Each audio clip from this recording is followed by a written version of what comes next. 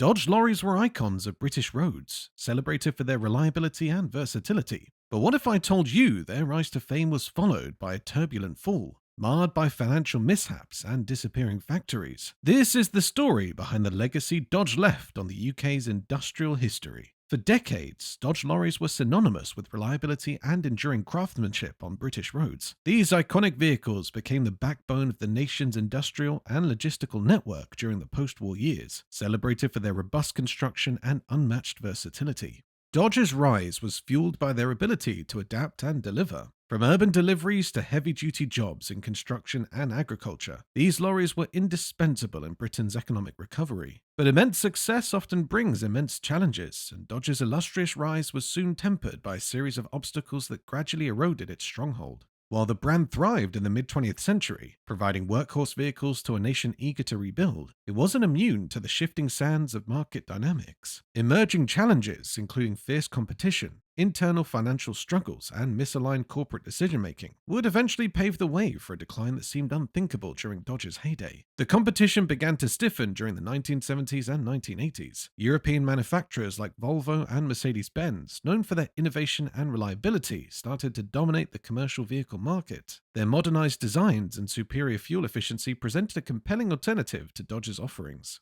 At the same time, Japanese automakers entered the scene, bringing vehicles that combined affordability with durability, capturing the attention of cost-conscious operators. Dodge, which had relied on a reputation for ruggedness rather than continuous innovation, began to lag behind. The market was changing, and Dodge struggled to keep up. Financial mismanagement compounded these challenges. Under the ownership of Chrysler, Dodge's European operations suffered from fragmented strategies that failed to address the growing competition. Funding that should have gone toward research and development was stretched thin, often redirected to unrelated ventures or corporate bailouts elsewhere in Chrysler's empire. Crucial opportunities to modernize the brand or expand its global operations were squandered, leaving Dodge increasingly vulnerable. Factory closures became the most visible sign of the turmoil. Once thriving plants in places like Kew, London, and Dunstable, Bedfordshire began to shut their doors. These closures weren't mere footnotes in Dodge's history. They represented the loss of skilled jobs and the decline of a workforce that had powered the brand's success for generations. The rhythmic hum of production lines quietened, replaced by empty halls and shuttered gates. These closures were not only a blow to Dodge, but a stark symbol of the challenges facing Britain's manufacturing sector as competition and corporate consolidation took their toll. Perhaps the most poignant aspect of Dodge's fall was its seeming inevitability. The company's earlier successes had created a foundation of trust and loyalty among operators, farmers, and industrialists alike. Yet, the failure to innovate and adapt to swift challenges in the industry left Dodge unable to compete in a market that was moving forward without them.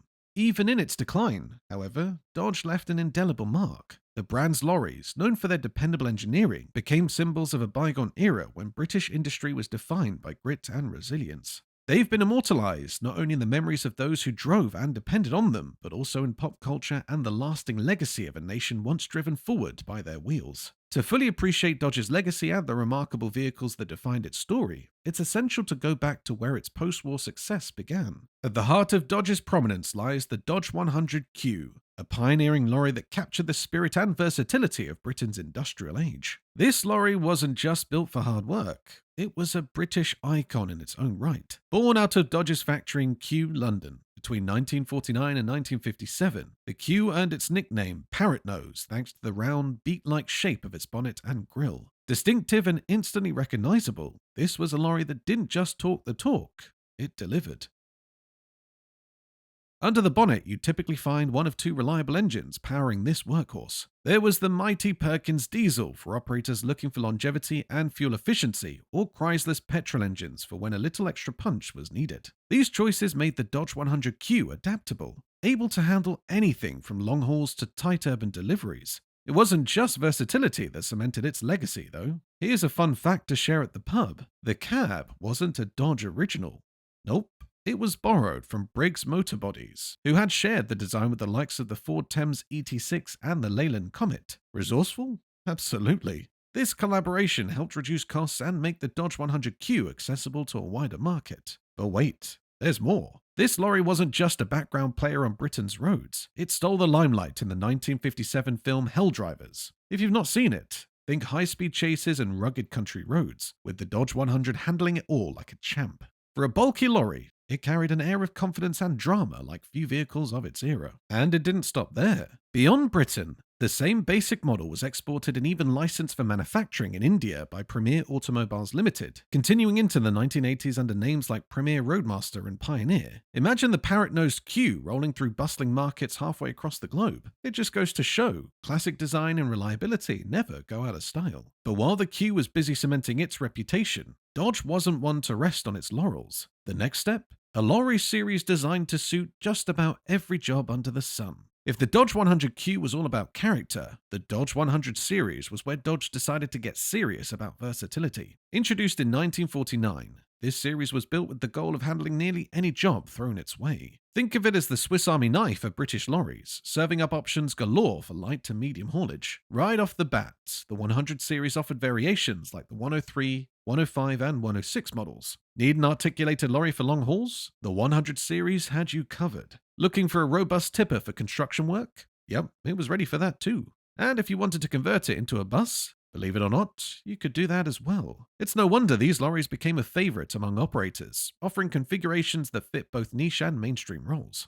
Under the hood, Dodge continued to lean on Perkins diesel engines for their unparalleled reliability. Operators trusted these engines to handle everything from uneven dirt roads to harsh weather conditions, making the 100 series a staple in local fleets. Beyond British borders, this lorry series expanded Dodge's foothold in global markets. From the dirt roads of South America to the bustling ports of Australia, the 100 series proved its worth time and time again. And it wasn't just the payload capacity or practical design that made this series shine. Dodge 100 lorries were an early example of what we'd call modular engineering today. Operators could customize specifications to suit their exact needs. Need a certain wheelbase? You got it. Specific load requirements? Sorted. This adaptability was years ahead of its time and solidified Dodge's reputation as a brand that understood its customers. A bit of nostalgia, though, for the old-timers in industries like agriculture or construction. Ask anyone who drove one back in the day, and they'll probably tell you about the lorry's handling. Yes, it was big and heavy, but in the hands of a skilled driver, it could manage tight turns and narrow roads with surprising grace. As Dodge perfected versatility with the 100 series, the need for tougher, heavier lifters became evident. Enter the Dodge 300, a lorry that played in an entirely different league. If lorries had personalities, the Dodge 300 would be the dependable big sibling. Launched in 1957, this series was designed to thrive in the demanding world of heavier hauling. With payload capacities ranging from 5 to 12 tons, the Dodge 300 wasn't about making a statement, it was about getting the job done. What made the Dodge 300 especially versatile was its adaptability across industries. Whether you were hauling aggregate for construction, making agricultural supply deliveries, or needing a dependable off-road tipper, the Dodge 300 fit the bill. It wasn't just a workhorse, it was a Swiss Army knife for road transport. Under the hood, Dodge spoiled operators with options. Perkins diesel engines came standard for those favoring fuel efficiency and resilience. For jobs needing extra grunt, heavier models could be fitted with Cummins diesel engines, delivering reliable power for demanding tasks. These engines significantly contributed to the fame of the Dodge 300 as an operator-friendly vehicle, loved for its endurance and low-maintenance needs. One of its biggest strengths was its practicality in design. The chassis configuration was a boon for customization. Operators could opt for articulated configurations, apply it to tipper duty, or even set it up for off-highway applications like military logistics. It was rugged, yet straightforward. Everything you'd expect from a Dodge lorry. Adding to its utility, the Dodge 300 came with an element of comfort for drivers. The cab, although simplistic by today's standards, was well laid out, offering ergonomics suited for long shifts at the wheel. With solid engineering and flexibility, the Dodge 300 became a lorry you'd see everywhere, from urban streets to gravel-pitted construction sites. After dominating the heavy-duty space with the Dodge 300, the 1970s called for something leaner, meaner, and ready to challenge Europe's emerging lorry titans. That's where the Dodge 100 Commando came into play. By the 1970s, Dodge understood the market was shifting. European manufacturers were stepping up their game, and Dodge needed something robust yet modern to keep up. Enter the Dodge 100 Commando, a series that combined toughness with a touch of refinement. The Dodge 100 Commando came in a striking range of models that catered to both light-duty and heavyweight requirements, with gross vehicle weights ranging from 7.5 tons up to a hefty 28 tons. It positioned itself as a reliable contender for everything from urban goods transport to cross-country heavy haulage. But what really set the Commando apart? It was customizable to an operator's exact needs. Customers could choose from several drivetrain options, including the stalwart Perkins diesel engines, which offered impressive reliability and fuel economy. For those who needed a bit more horsepower, turbocharged versions were available. Feeling fancy? For a premium touch, you could spec the Commando with Mercedes OM diesel engines. This flexibility extended across transmissions as well, supporting a range of synchronized manual gearboxes that catered to varying powertrain setups. The chassis design was equally thoughtful. Built on a foundation of strength with an alloy-treated frame, the Commando balanced durability and weight efficiency. The chassis versatility meant this lorry style found its way into narrow streets as a distribution lorry or onto construction sites decked out as a tipper truck. That adaptability made it a go-to for various industries across the UK and beyond. From the outside, the Commandos had a clean, practical design. Their boxy profile wasn't as flashy as some of their contemporaries, but what they lacked in flair, they made up for in function.